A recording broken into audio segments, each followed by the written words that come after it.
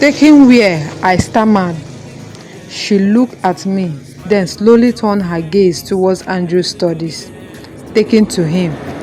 A cold shiver ran through my entire body. No, I shook my head. That is not possible. Mama Grace placed a trembling hand on my neck, on my cheek. You are sleeping beside a demon every night, my child.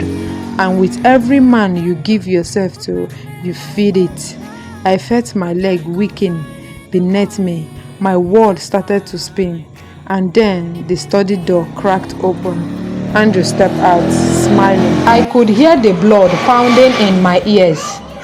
Andrew's smile was as calm as ever, but something in his eyes had changed, something darker. Mama Grace's grip on my hands tightened. I could feel the tremor in her finger, but her eyes never left Andrew's. Rita, listen to me, she whispered urgently. Do not eat anything he gives you tonight. Do not drink his wine. Do not let him touch you. Promise me. I couldn't speak. My throat was dry. My mind spinning with too many questions. But before I could answer, Andrew took a slow step forward. Mama Grace, his voice was smooth, almost amused. It has been a long time. I thought you left to enjoy your retirement. She straightened, squaring her frail shoulders. I left because I saw the truth. Andrew, I saw what you are.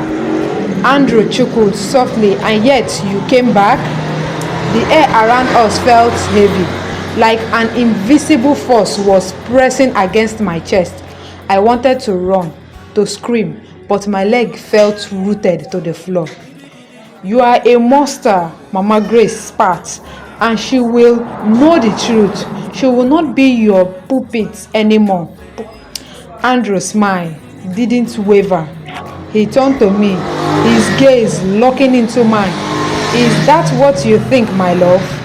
I wanted to answer, but the words stuck in my throat.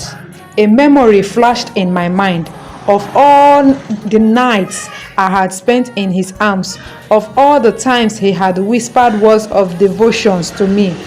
Could it all have been a lie? Mama Grace suddenly yanked something from the folds of her wrapper, a small bottle filled with dark, thick oil. Before I could react, she flung it towards Andrew. The moment the liquid touched his skin, the air in the room shifted, the light blinked violently, and for a brief moment, just a second, I saw it. The thing behind his face, it was not human. A dark, twisting mass of shadow, shifting and writhing beneath his skin. His eye flashed red, and his smile vanished. Mama Grace grabbed my arm, pulling me towards the door. Run, she screamed, but I couldn't move. Andrew's voice came, not from his mouth, but from everywhere at once, deep and echoing. You think she can leave? The door slammed shut on its own. The windows rattled.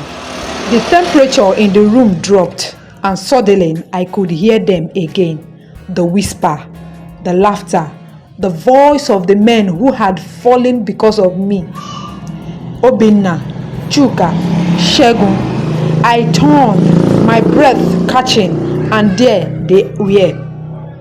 Their hollow eyes stared at me from the shadows of the room, their lips moving, but no sound coming out.